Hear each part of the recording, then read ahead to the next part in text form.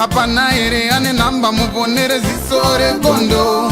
Apana ere ane namba muponere zisore gondo. Pane masele bagabuda offside nezuro.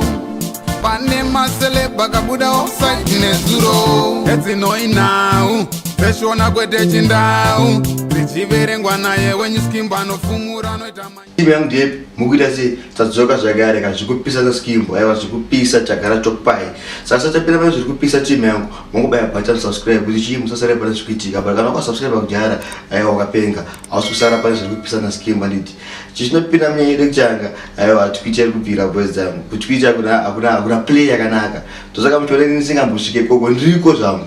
Mufana follow zvangu but ndizokwacha kuposta because ndaona Miss Radio akatweeta kwakatweeta post yavo iri pa screen page reply yazviswa nemwe nazo zvicho pa tweet yawewe ameno ndochi muweverenga mekera ndikwanise kuiverenga because azvoni wewe kosei uchipa vanhu vezano chikiti vachiwe ndisizvo anyima abelo vari kufira se Miss Radio zveso iyi post ndiri kubuda pa screen page yawo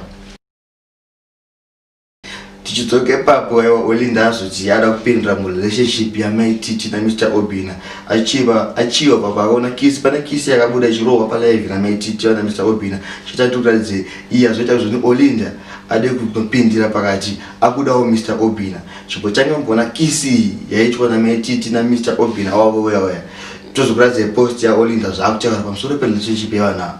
Why you want show? Come.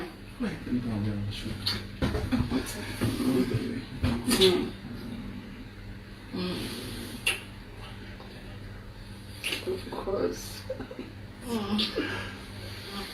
Are you done? I'm almost done. Someone is saying hi.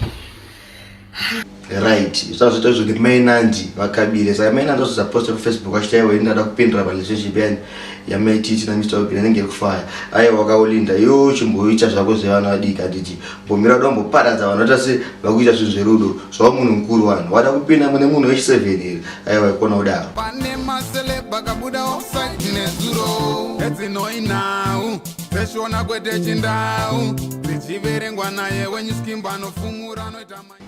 Pane nawo yakachinetsa yeChiu Sport nemamwe maproducer ndazoona team anonza yani na DJ Fideo vakuno achaka Chiu Sport pamusoro pebeat rakaba beat resummer time aiwa maproducer akatsamwa hanzi musati basa rongodzura zvinhu saka DJ Fideo wazoita ka video kake achigadzira rhythm exactly rakazwa Chiu Sport achiradza vanhu kuti zvenanzi rakabiwa sei saka chakuplayera ka video akamongona padiki Fideo wachiradza kuti chinhu chakabikwa sei maproducer asifara seyona ndo zvavaita so.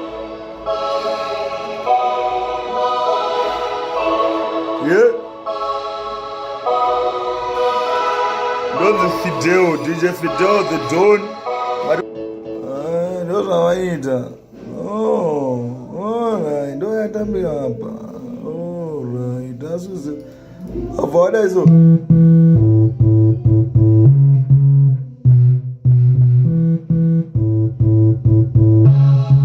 Saka musara mchizwa song vakuna Slice Fire.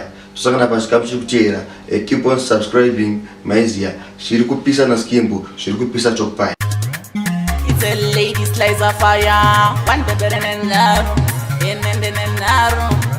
Sharondi nenamo. Nderege nditambure. Sharondi nenamo. Ndisiye nditambure. Mwana wenyama. Bana wenyama. Mwana wenyama. Bana wenyama.